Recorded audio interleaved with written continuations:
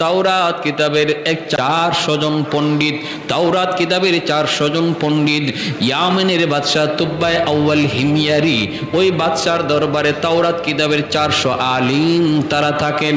তারা বাদশাকে জানাইছে, বাদশাহ আমরা তো এখন তাওরাত কিতাব মানতেছি, আখিরি জমানায় একজন নবী আগমন করবে, ওই নবীর কাছে আল্লাহ পাঠাইবে কোরআন, আর নবীর আগমনের জন্ম হবে মক্কার জমিন, নবী হিজরত করে যাবেন মদিনাতুল মুনাওয়ারায়। তাওরাত কিতাবের ভিতরে আমরা সব পেয়েছি। এইবার ইয়ামেনের বাদশা তুব্বাই আউয়াল হিময়ারি কয়, আমার মন চায় মক্কা দেখব, মদিনা দেখব, তোমরা আমাকে একটু মক্কা দেখাইবানি। এই ইয়ামেনের বাদশা তুব্বাই আউয়াল হিময়ারি আমার নবীর জন্মের 1000 বছর আগে, আল্লাহু আকবার জোরে বলেন, ইতিহাস প্রসিদ্ধ এক ইতিহাসের কিতাব আল বেদায়া ওয়ান নেহায়া, এই কিতাবের ভিতরে ঘটনা এনেছেন নবীর সম্মানের কথা। কি বলবো, আমার নবীর জন্মের আগের শানের কথাটা শুধু শুনেন, মনোযোগ দিয়া শুনেন। মানুষের সম্মান শুরু হয় জন্মের পর, মানুষের জীবনী আলোচনা হয় জন্মের পর, আর আমার আপনার নবীর জীবনী শুরু হয়ে গেছে জন্মের বহু আগে। ইয়ামেনের বাদশা কয়, আমি মক্কায় যাব, 400 জন আলেম সঙ্গে লইয়া, বিশাল সৈন্যবহর সাথে লইয়া তারা মক্কার ভিতরে ঢুকতে যাবে। মক্কার ভিতরে মাত্র ঢুকতে যাবে রে ভাই, ইয়ামেনের বাদশা দেখে মক্কার কোনো মানুষ তারে স্বাগতম জানাইতে বের হয় না। বাদশার মাইন্ডে বড় লাগলো, বাদশা বড় মাইন্ডে লাগলো। বাদশা আলেমদেরকে বলতেছে, ঘটনা কি, এতভাবে জানাইলাম, এত নিউজ দিলাম, আমি মক্কা আসতেছি, তখনকার সময়ের সবচেয়ে ক্ষমতাধর বাদশা, এত বড় বিশাল বহর, মক্কার মানুষ বুঝি নাই, কেউ আমাকে সম্মান জানাইতে বের হয় না। 400 জন আলেম তখন বলতেছে, বাদশা জাহাপনা, মক্কার মানুষের কাছে একটা ঘর আছে, যেই ঘরের নাম হলো বাইতুল্লাহ, খানায়ে কাবা। ওই ঘরটা হলো পৃথিবীর সবচেয়ে সম্মানী ঘর, এই ঘরের সম্মান তাদের কাছে সবচেয়ে বড়। এজন্য এই ঘরকে পিছনে রেখে এরা কারো সম্মানে মক্কা থেকে বের হয় না, কারণ ঘরের চেয়ে সম্মানী এখনো কেউ দুনিয়াতে আল্লাহ পাঠায় নেই। অতএব আল্লাহর ঘরকে রেখে কারো সম্মানে ওরা মক্কা থেকে বের হয় না। তুব্বাই আউয়াল হিময়ারি কয়, আমার মাইন্ডে লাগলো, তাহলে আমি এই ঘর রাখবো না, যেই ঘর আমার সম্মানে বাধা হয়ে দাঁড়ালো। এসে গেল মক্কায় বাইতুল্লাহর ঘরে, আল্লাহর ঘরখানায় কাবার সামনে। 400 জন আলেম বাধা দেয়, ও বাদশা জাহাপনা, সব জায়গায় আঙ্গুল দিও না, সব জায়গায় তুমি বিয়াদবি কইরো না, সব বিয়াদবি আল্লাহ সইতে পারে, আল্লাহর ঘরের সাথে বিয়াদবি আল্লাহ সইতে পারে না, সব বিয়াদবি আল্লাহ সইতে পারে, কিন্তু আল্লাহ তার বন্ধুর সাথে বিয়াদবি সইতে পারে না। আওয়াজ দেয়া বলেন ঠিক কি না? এজন্য নবীর সাথে যারা এই বিয়াদবি করেছে, নবীর যুগে প্রত্যেকটা বিয়াদবরে আল্লাহ ধরছে। আল্লাহ কয়, আমি আল্লাহ আমার কথা সইতে পারবো, আমার বন্ধুরে গালি দিলে আমি সইতে পারি না। আর নবী কয়, আমি নবী আমার গালি সইতে পারি, আমার আল্লাহরে গালি দিলে আমি নবী সইতে পারি না। বন্ধু বন্ধুর জন্য কতটা পাগল, বাইতুল্লাহ হাত দিয়া দিবে ভাঙ্গার জন্য 400 জন আলেম বাধা দেয়। এরপরও তুব্বাই আউয়াল হিময়ারি বাধা মানতে রাজি না, হাতটা দিয়ে দেয়, আলেম ওলামারা বাধা দেয়, বাধা মানে না।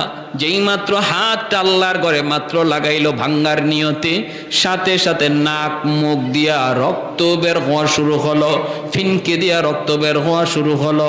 বাদশার সাথে সাথে যেই জায়গায় দাঁড়ানো ছিল, জায়গার মধ্যেই দাঁতি লেগে গেল, মরে যাবে, রক্ত বক্ত বন্ধ হয় না। এইবার আলেমরা বলতেছে, বাদশাহ বারবার বলেছিলাম, বেয়াদবি সব জায়গায় আল্লাহ সহ্য করে না, কেন তুমি এমনটা করতে গেলা? বাদশাহ তখন কয়, আমি মাপ চাই গো, আমাকে মাফ করো, আমি বুঝি নাই। কয়, আল্লাহর ঘর ধরে আবার তুমি মাপ চাও?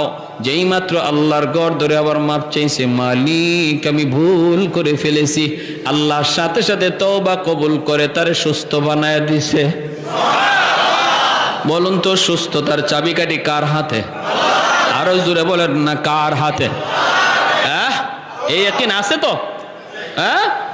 সাবধান, এটা মনে রাখবেন না ওই জায়গার পানি গায়ে লাগাইলে সুস্থ হয়ে যাবেন, অমুকে ফু দিলে পরে আপনি সুস্থ হয়ে যাবেন, এই ধরনের ইয়াকিন রাখা যাবে না। সুস্থতার মালিক কে? আল্লাহ। এখন বাদশাহ কয়, যেই ঘর এত দামি ঘর, এই ঘরে আমি একটা খেদমত করব। তারা কয় কি খেদমত? কয় আমি আল্লাহর ঘরের গিলাফ লাগায় দিব। আমার নবীর জন্মের 1000 বছর আগে আল্লাহর ঘর খানায় কাবার গিলাফ লাগাইল যে ব্যক্তি, সে হলো ইয়ামেনের বাদশাহ তুব্বাই আউয়াল হিময়ারি। কে উল্লেখ করেছেন? প্রসিদ্ধ ইতিহাসবিদ আল বেদায়া ওয়ান নেহায়া কিতাবের ভিতরে। এই আল্লাহর ঘরে গিলাফ লাগানো হলো। আজও আল্লাহর ঘরে গিলাফ আছে, পরিবর্তন হয়, বদলানো হয়, কিন্তু সিস্টেম ও তখন থেকে শুরু হয়েছে। এরপরে উলামায়ে কেরাম বলতেছে আর একটু সফর করবেন? আর একটু সফর করব, আমি মক্কার আশপাশ দেখব। ঘুরতেছে ঘুরতেছে ঘুরতেছে, একটা রাস্তার কিনারা একটা রাস্তা দিয়ে তারা হাঁটতেছে। এইবার রাস্তাটা যাওয়া মাত্রই দেখা যায় 400 জন আলেম একজন আরেকজনকে লক্ষ্য করে বলতেছে, দোস্ত, ও দোস্ত, রাস্তার কন্ডিশন দেখে মনে হয় এই রাস্তাটা বুঝি আমরা ভালো করে চিনি। রাস্তার বিবরণ তাওরাত কিতাবের মধ্যে এসেছি। কোন রাস্তা? কয় নবীজি যেই রাত্রে মক্কা থেকে মদিনায় হিজরত করবেন যেই রাস্তা দিয়া, এই রাস্তাটা কেমন হবে, কন্ডিশন কেমন হবে, ওই রাস্তার বিবরণ আল্লাহ তাওরাত কিতাবে উল্লেখ করেছেন। শুধু আমার নবীর কথা তাওরাতে না, নবী যে রাস্তা দিয়া হিজরত করে মদিনায় যাবেন ওই রাস্তাটা কেমন হবে, এই কথাগুলিও আল্লাহ তাওরাত কিতাবে উল্লেখ করেছে। 400 জন আলেম একজন আরেকজন কয়, দোস্ত, এ দোস্ত, একটু দেখ, তাকায় দেখ কিতাবের সাথে মিলে কিনা। কয় 100% মিলে গেছে, এই সেই রাস্তা, হিজরতের রাস্তা। কয় তাহলে আর থামা যাবে না, চলতে থাকো, মদিনা পর্যন্ত আমরা যাব। তখন তো মদিনায় কোনো ঘর নাই, বাড়ি নাই, মদিনায় কোনো ঘর নাই, বাড়ি নাই, কিন্তু তারা বলতেছে আমরা মদিনা পর্যন্ত যাব। কারণ মদিনা কোন জায়গাটা হবে, ওই জায়গার আবহাওয়া কেমন হবে, এই জায়গার এলাকাটা কেমন হবে, আল্লাহ তাওরাত কিতাবে উল্লেখ করেছেন। অতএব আমরা মাটি দেখলে বুঝে ফেলবো এটাই হবে সোনার মদিনা। যাইতেছেন যাইতেছেন, সোনার মদিনায় যাইয়াই 400 জন তাওরাতের আলেম ডানে বামে তাকায়, পাহাড় পর্বত দেখে জমিনের পরীক্ষা করে সবাই শুকরিয়া তান আল্লাহর কদমে সেজদায় পড়ে গেছে। বাদশা বলতেছে, উলামায়ে কেরাম আমাকে একটু খুলে বলো না কি হয়েছে? কয় শুকরান শুকরান, আলহামদুলিল্লাহ, আমরা মদিনাতুল মুনাওয়ারার সংবাদ পেয়ে গেছি, সন্ধান পেয়ে গেছি। কয় কোন জায়গা? কয় যেখানে আপনি আমি দাঁড়ায় আছি গো বাদশাহ, এই জায়গায় হবে সোনার মদিনা, যেখানে আখিরি নবী চিরনিদ্রায় শুয়ে থাকবেন। মক্কার আপন মানুষগুলি নবীকে মক্কায় থাকতে দিবে না, রক্তের মানুষগুলো আমার নবীকে পিটায় রক্তাক্ত করবে। সেই নবী চোখের পানি মুইসা মুইসা মদিনার দিকে হিজরত করবে, আর এই হবে সেই সোনার মদিনা। এখানেই বসতি গড়ে উঠবে, এখানেই নবী শুয়ে থাকবে। এই কথা বলা মাত্র উলামায়ে কেরাম কান্দে আর কয়, বাদশাহ জাহাপনা, আপনি আপনার ইয়ামিন চলে যান, আপনার সৈন্য সামন্ত লয়ে আপনি ইয়ামিন চলে যান। কিন্তু আমরা সিদ্ধান্ত নিয়েছি, মদিনার সংবাদ যেহেতু পেয়ে গেছি, সন্ধান যেহেতু পেয়ে গেছি, আমরা বাকি জীবন এই জায়গায় কাটায় দিব। এখানেই যেন আমাদের মরণ হয়, এখানেই যেন আমাদের কবর হয়, আমাদের কবরের পাশ দিয়ে যেন রহমতের নবী হাঁটা চলা করে, আমার নবী রহমতের নবীর পায়ের ধুলায় যেন আমরা কবরে শান্তি পাই। যেরকম সুবহানাল্লাহ। এ ভাই, একটু মনোযোগ দিয়ে শুনো রে নবীর আশিক, একটু তোমার আমার নবীর শান মানের কথাগুলি একটু শোনো। আমি তো শুধু শানের কথাগুলা বলতেছি, আমার নবী এখনো আসেনি নাই দুনিয়ায়। দুনিয়া আসার আগে নবীর শান কি ছিল ওই কথাগুলি শুধু একটু বলতেছি, মনোযোগ দিয়ে শোনো। আজকে কার প্রেমে পাগল হয়েছো তুমি? কোন খেলোয়াড়ের প্রেমে পাগল হয়েছো? কোন মানুষের প্রেমে পাগল হয়েছো? পাগল যদি হওয়ার কথা, মহব্বত যদি তোমার করার কথা, ইশক ভালোবাসা যদি তোমার অন্তরে নেওয়ার কথা, তিনি হবেন তোমার নবী, তোমার কান্ডারি নবী, নবী মুহাম্মাদুর রাসূলুল্লাহ সাল্লাল্লাহু আলাইহি ওয়াসাল্লাম। উলামায়ে কেরাম কয়, বাদশা আপনি চলে যান, আমরা ইয়ামেন ফিরে যাব না, আমরা মদিনাতে আমাদের কবর বানাতে চাই, মদিনা যেন আমাদের কবর হয়। বাদশা বলতেছে, আমারও তো মন চায় আমার কবরটাও মদিনায় হোক, কিন্তু আমি তো ইয়ামেনের বাদশা, আমি যদি বাদশাহী যদি আমাকে ছাড়তে হয়, কাউকে বুঝাইতে হবে, কি করব? আমি ইয়ামেন চলে যাই, তোমরা এখানে থাকো, আমি তোমাদের জন্য 400টা ঘর বানিয়ে দিয়ে যাই। বাদশাহ 400 জন আলেমের জন্য 400টা ঘর বানিয়ে দিল। একটা ঘর বাদশাহ আলাদা করে বানাইতেছে মনের মাধুরী দিয়া, এত সুন্দর করে বাদশাহ একটা ঘর বানাইতেছে। 400 জন আলেম ডাক দেয়া কই, বাদশাহ যাবো না, এই ঘরটা তুমি কার জন্য বানাও? এই ঘর তুমি কার জন্য বানাও? বাদশাহ চোখের পানি মুছে আর কয়, আমার রহমতের নবী যখন মক্কা থেকে মদিনায় হিজরত করবে, মদিনায় তোর কোনো বাবা থাকবে না, তার কোনো ভাই বোন বলতে কেউ থাকবে না, মদিনায় তার কোনো ঘর থাকবে না, বাড়ি থাকবে না।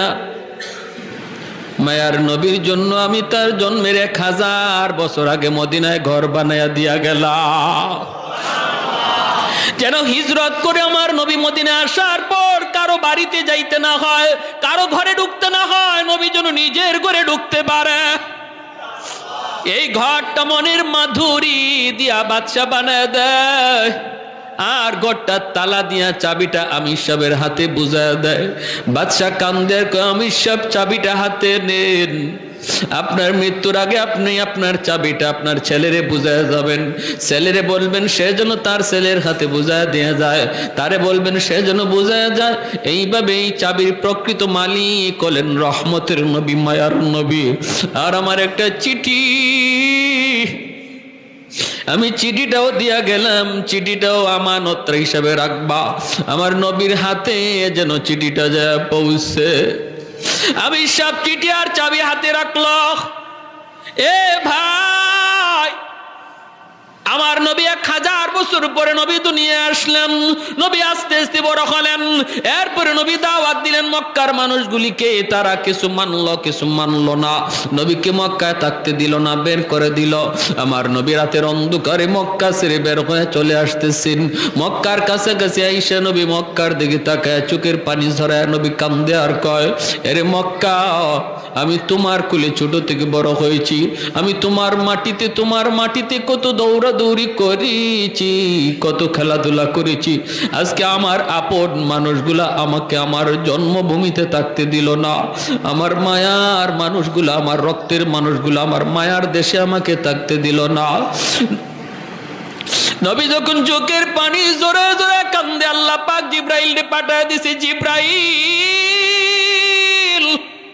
আমার বন্ধুরে যা বলো আর যেন না কান্দে, আমি আল্লাহ সইতে পারি না। আমার বন্ধুরে যা বলো, আমি আল্লাহ ওয়াদা দিলাম জন্মভূমির দিকে তাকে যেন বন্ধু চোখের পানি না জড়ায়। আমি জানি তার দেশের প্রতি, জন্মভূমির প্রতি বন্ধুর মায়া লাগতেছে, যায় তুমি সুসংবাদ দাও, অল্প দিনের ভিতরে আমি মদিনা থেকে আবার তার জন্মভূমিতে তারে ফিরাইয়া দিব। যায় বলো বন্ধু যেন না কাঁদে, তার চোখের পানি আমি আল্লাহ সইতে পারি না। আল্লাহ নবী রহমতের নবী মক্কা আসলেন, নবীজি কুবা এলাকায় সর্বপ্রথম অবস্থান করলেন। এখন যে মসজিদে কুবা, এখানে নবী সর্বপ্রথম মসজিদ বানাইলেন। আর নবী ঘোষণা দিলেন, এই কুবা মসজিদে যে 2 রাকাত নামাজ পড়বে, আল্লাহ তারে কবুল একটা উমরা হজের সওয়াব দান করবেন। এই কুবা এলাকাটা হলো আমার নবীর বাবা আব্দুল্লাহর নানার বাড়ি। এই জায়গাটাতে আমার নবীর কিছু আত্মীয় স্বজন ছিল, এজন্য কুবা এলাকায় নবী সর্বপ্রথম অবস্থান করলেন, মসজিদ বানাইলেন। মদিনা থেকে মানুষ নবীকে সুস্বাগতম জানানোর জন্য কুবার দিকে রওনা দিছে, সবাই কুবার দিকে রওনা দিছে। এইদিকে ওই আমির সাহেবের হাতে ইয়ামেনের বাদশার দেওয়া যে চিঠি আর চাবি ছিল, এই চিঠি আর চাবি আমানত হিসাবে আস্তে আস্তে হাত পর হাত, এক হাত থেকে আরেক হাত হইতে হইতে সর্বশেষ আমির সাহেবের বংশের যেই লোকটার কাছে সর্বশেষ এই চিঠি আর চাবি এসে পৌঁছল, তার নাম হলো আবু আইয়ুব আনসারী রাদিয়াল্লাহু আনহু।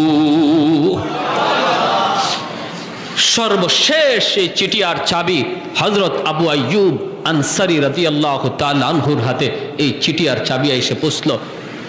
মদিনার মানুষজন কুবার দিকে যায়, মানুষেরা কয় আবু আইয়ুব তুমি কি যাইবা না নবীকে আগে আনতে? আবু আইয়ুব আনসারী কয় তোমরা যাও, আমি একটা ঘর মোছামুছি করতেছি, পরিষ্কার করতেছি। বলি ঘর কার ঘর? কয় বুঝবা সব পরে সব তোমরা জানবা, তোমরা যাও। আমার মন বলে তোমরা নবীকে যে খুঁজে তালাশ করো, আর আমার নবী আমাকে খুঁজতে এখানে আসবে।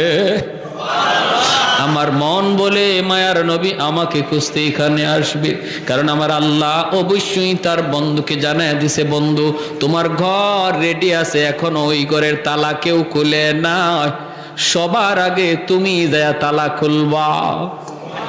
আল্লাহ নবী রহমতের নবীর কাছে মদিনার মানুষজন যা বলতেছে, নবী গো আমার বাড়িতে আপনি আগে উঠুন। ওগো নবী আমার অতটা বাড়ি আছে, এতটা ঘর আছে, থাকার কোনো সমস্যা নাই। আল্লাহ নবীকে যার যার বাড়িতে নেওয়ার জন্য সবাই পাগল পারা হয়ে গেল।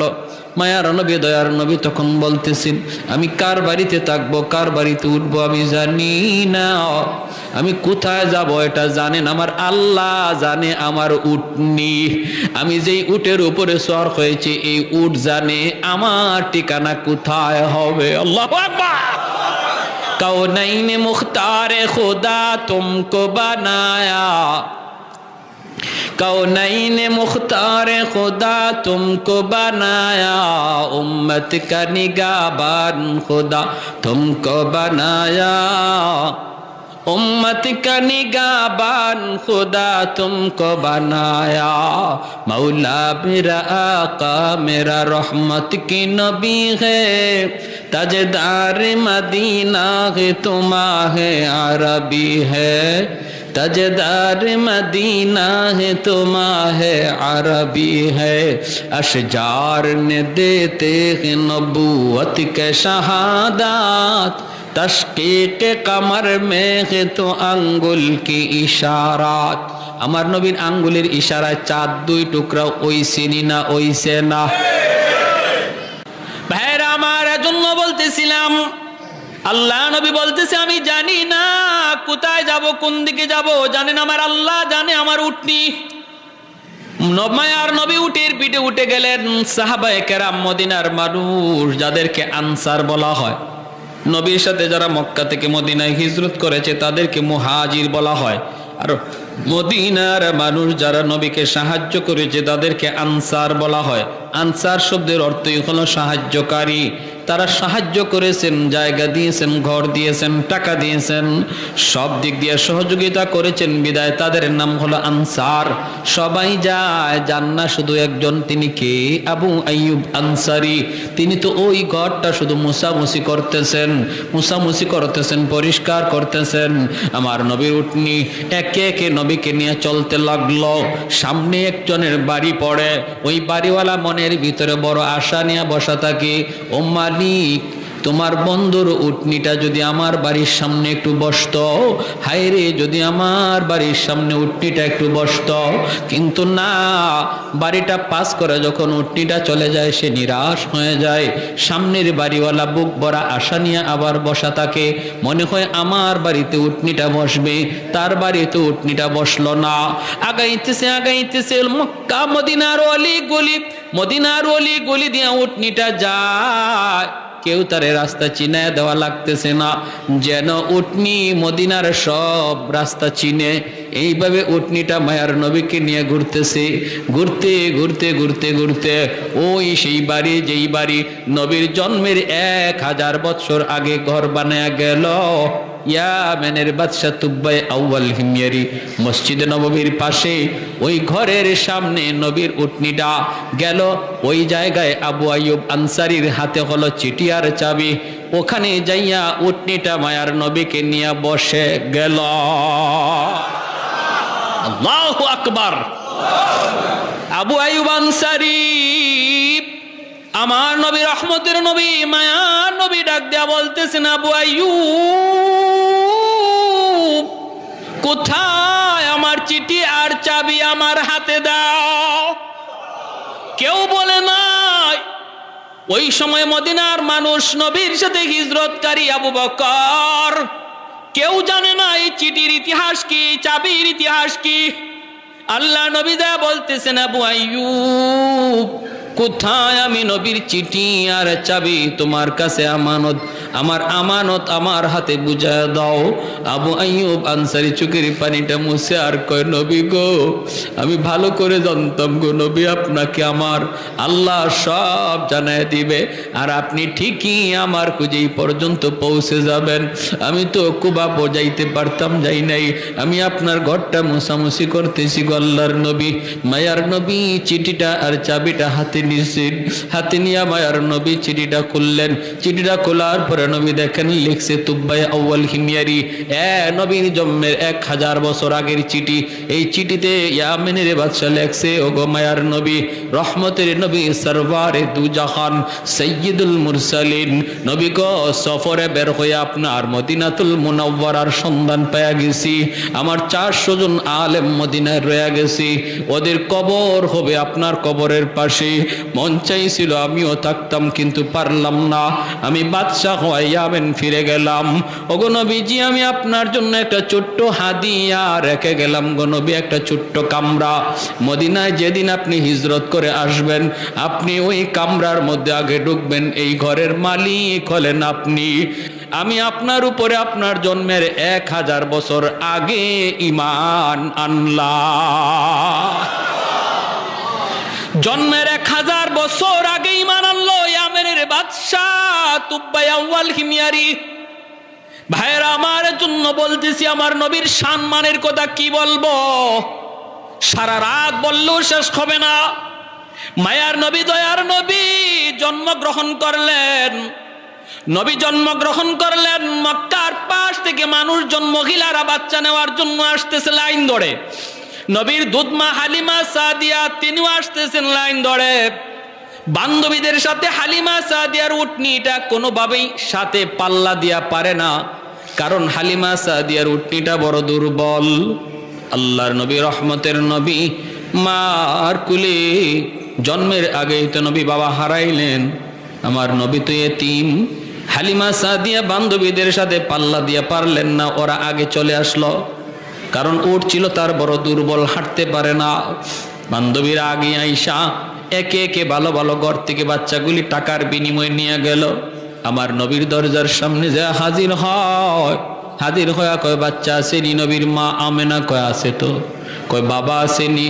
নবীর আম্মা চোখের পানিটা মুছে আর কয়, না, আমার সন্তানের বাবা নাই, আমার সন্তান মুহাম্মদ ইয়েতিম, আমার সন্তান আব্বা কইয়া ডাক দিতে পারে না। বাবা ডাক দেওয়ার ভিতরে কত মজা আমার নবী জানে না, আব্বু ডাকটার মধ্যে কত মজা আমার নবী জানেন না। কয়, না না, এতিম সন্তান নেওয়া যাবে না, নাইলে আমরা বকশিশ বেশি পাবো না। মহিলারা একে একে চলে গেল, কেউ নবীকে নিল না। হালিমা সাদিয়া সবার পরে মক্কায় ঢুকলেন। সবাই তো ভালো ভালো ঘর থেকে বাচ্চা নিয়ে গেছে। হালিমা সাদিয়ার ভাগ্য, আমার নবীর দরজায় তারে নিয়ে আসছে। হালিমা সাদিয়া দরজার সামনে আইসা বলতেছে, বাচ্চা আসেনি? নবীর আম্মা কাঁদেন আর বলেন, আমার সন্তানের তো বাবা নাই। আছে তো বাচ্চা, বাবা নাই, এতিম, তুমি নিবানি। হালিমা সাদিয়া দরজার বাহির থেকে বলতেছে, দরজাটা একটু খুলো, তোমার মানিকের চেহারাটা এক নজর দেখাও, এরপরে সিদ্ধান্ত নিব আমি নিব কি নিব না। দরজাটা খোলার পর আমার নবীর চেহারাটা দেখা মাত্র হালিমা সাদিয়া আল্লাহু আকবার বলে আওয়াজ দিয়া উঠলেন। আল্লাহু আকবার। হালিমা সাদিয়া কই গো, আমেনা, আমি হালিমা জীবনে কত সুন্দর সন্তান দেখেছি, এত সুন্দর বালক আমি জীবনে কোনোদিন দেখি নাই।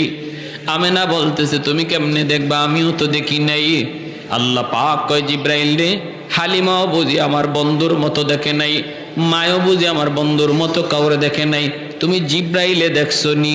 জিব্রাইল কয় আল্লাহ, পৃথিবীর পূর্ব থেকে পশ্চিম, উত্তর থেকে দক্ষিণ, তামাম দুনিয়া আমি জিব্রাইল সফর করেছি।